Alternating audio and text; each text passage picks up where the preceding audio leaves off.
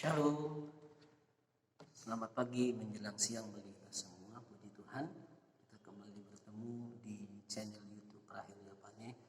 Terima kasih buat Bapak Ibu yang kasih Tuhan kalau masih bisa mengikuti YouTube Prahelia Pane ini. Baik Bapak Ibu, hari ini kita kembali mendengarkan renungan firman Tuhan, renungan singkat bagi kita semua, dan saya berharap keadaan kita baik-baik saja. Nah, kita percaya Tuhan kita adalah Tuhan yang luar biasa. Baik, hari ini saya ingin menyampaikan tentang mengalahkan kemustahilan, yaitu berbicara bagaimana Daud bisa mengalahkan Goliat. Ini ayat cukup viral pada zamannya, di mana ayat ini tertulis di dalam 1 Samuel 17 ayat yang pertama sampai ayat yang ke-11. Firman Tuhan ini memang menceritakan tentang pertempuran antara bangsa Filistin dan juga bangsa Israel, di mana bangsa Filistin mengutus utusannya yaitu Goliat, sementara bangsa Israel pada awalnya tidak ada yang bisa diutus, tetapi memang Daud yang memberikan dirinya untuk dia mewakili bangsanya untuk bertempur melawan Goliat ini.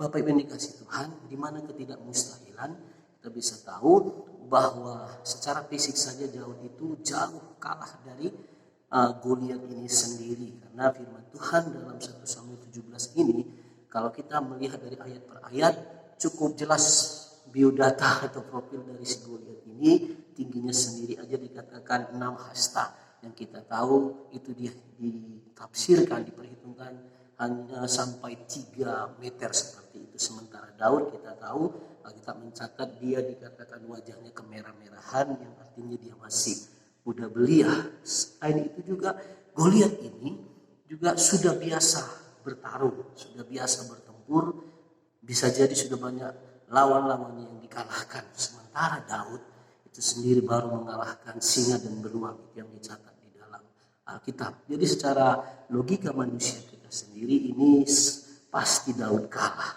Tapi memang Daud orang yang mengandalkan Tuhan, seperti namanya Daud itu beloved, itu yang dikasihi. Dia adalah pribadi yang dikasihi oleh Tuhan Yesus Kristus, sehingga pembelaan Tuhan itu nyata dalam kehidupannya. Jadi di mana ketidakmustahilannya juga, Goliat juga memiliki perlengkapan yang cukup lengkap, saudaraku. Kalau kita melihat dari ayat yang keempat, kelima, dan yang selanjutnya, ayat yang kelima dikatakan bahwa Goliat itu memiliki yang namanya baju zirah, itu 5.000 shikal, yang diperhitungkan itu beratnya 93 kg. Dan selanjutnya dia memiliki mata tombak, yaitu 600 shikal, yang kalau dikilogramkan itu sekitar 11,2 kg. Jadi cukup lengkap memang, cukup percaya diri kalau Goliat itu bisa mengalahkan Daud. Belum lagi Goliat itu bisa jadi memiliki suara yang lantang. Jadi dia sepertinya menggumbar seperti itu, mengancam, sehingga orang-orang Israel menjadi tawar hati. Itu bisa kita lihat di ayatnya yang ke-11. Saya bacakan, ketika Saul dan segenap orang Israel mendengar perkataan orang Filistin itu, maka cemaslah hati mereka dan sangat ketakutan. Amsal 24 ayat 10 mengatakan, jika engkau tawar hati, maka kecillah kekuatanmu. Untuk itu kita juga harus bisa atau tetap menjaga hati kita, Bapak Ibu yang dikasih Tuhan. Sementara Daud sendiri pengalamannya masih minim, tapi itulah memang kalau orang yang mengandalkan Tuhan, pembelaan Tuhan itu pasti menyertai dia.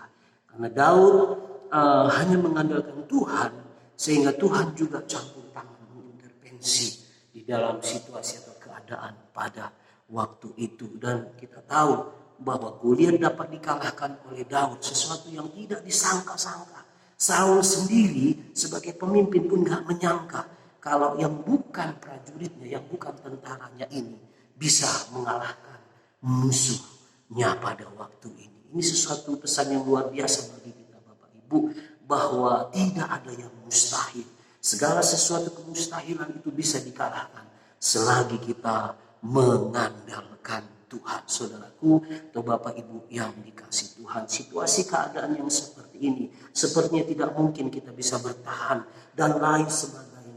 Hal itu terus mengintimidasi kehidupan kita. Tapi ingatlah, bersama dengan Allah kita, bersama dengan Yesus, kita cakap, kita mampu, dan kita bisa keluar sebagai pemenang.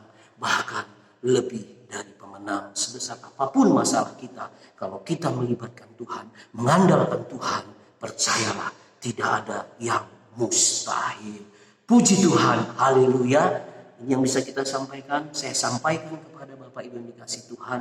Kiranya Tuhan memberkati kita semua. Haleluya. Shalom.